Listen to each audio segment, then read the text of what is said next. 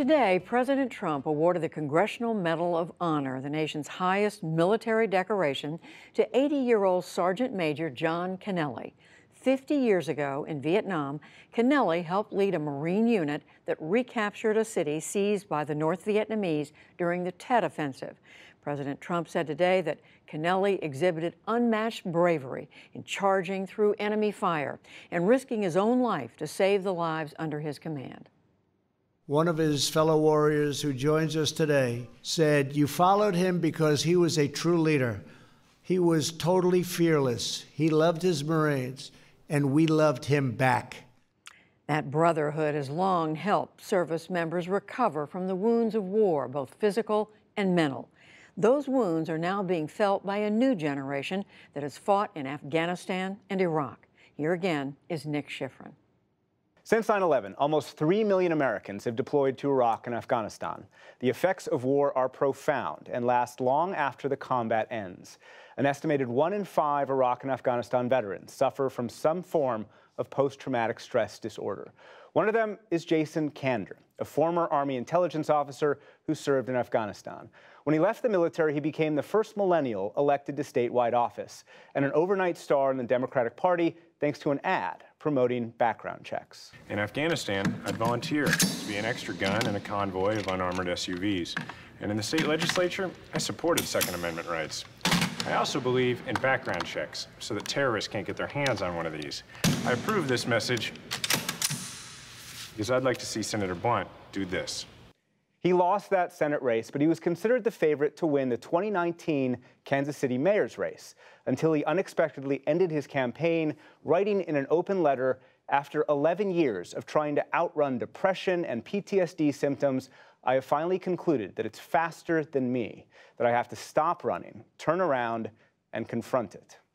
We wanted to talk about post-traumatic stress disorder and young veterans who go into public service with 38-year-old Representative Ruben Gallego, a Democrat from Arizona who joins us from Phoenix. He served in Iraq. And Brian Mast, a 38-year-old Republican from Florida who joins us from Palm Beach and served in Afghanistan. Thank you very much to you both. Ruben Gallego, let me start with you. You were a friend of Jason Kander. Do you believe what he did was brave, and how important was it that he came out?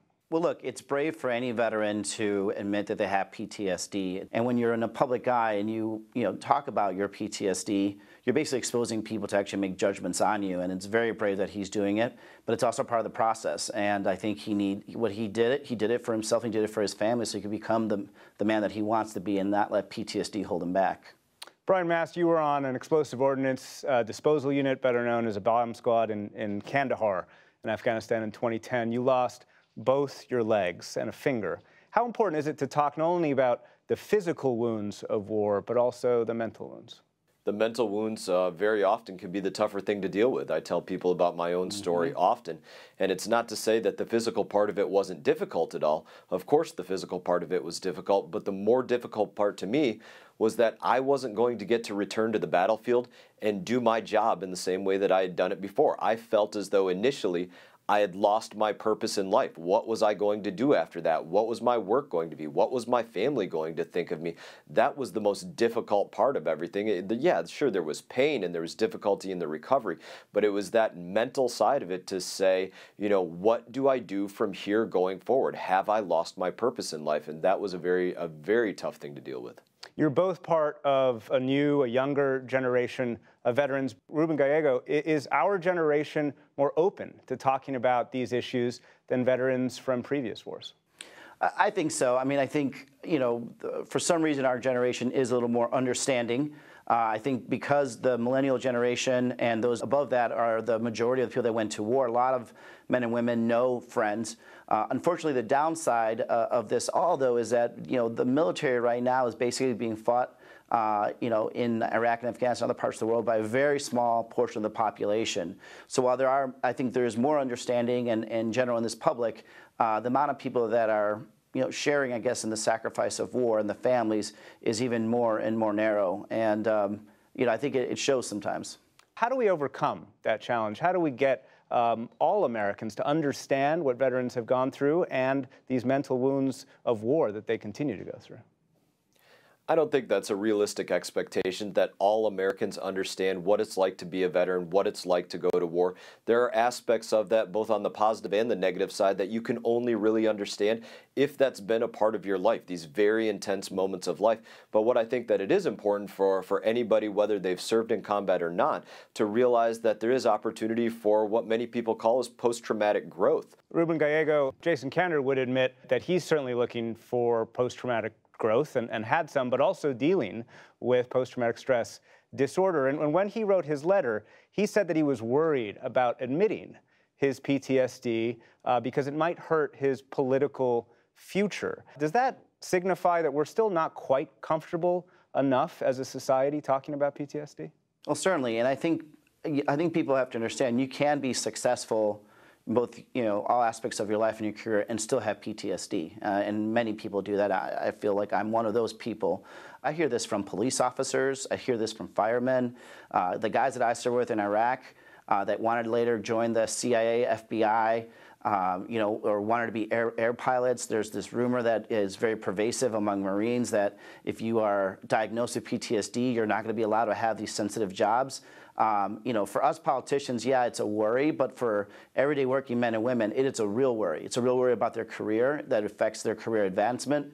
And I think that's why it's important that, Jason, myself, and Brian are role models to all these men and women, because if we can't admit that we have PTSD and are talking about it, it's going to make it more difficult for them to do that when they have a lot more to lose than us. Like, I have an election to lose, but these men and women could lose their whole livelihood and their whole future, and especially if they don't actually get treated for their PTSD. And Brian Mast, quickly in the time we have left, is it not only the people who are already in the spotlight, but the record number of veteran candidates this year? Do you think that could help? Absolutely. Anytime you're bringing awareness to this issue, which is what you're doing right now, which is what's been going on in Congress and other places, whether it's the look at the suicide rates out there or the way that we can help our veterans coming home to find work, to reintegrate into society, to make sure that they have healthy relationships with their families, there's a very active effort, not just at the governmental front, at the nonprofit front, at the community level front, to make sure that this occurs. People care about our veterans today in a way that is so very, very obvious, and it makes a difference in the life of every veteran. It made a difference in my life. I think I can speak for Ruben and say it made a difference in his life as well. And this is something that's important and we should all be proud about today. Brian Mast, Republican from Florida, Ruben Gallego, Democrat from Arizona. Thank you very much to you both. Thank you.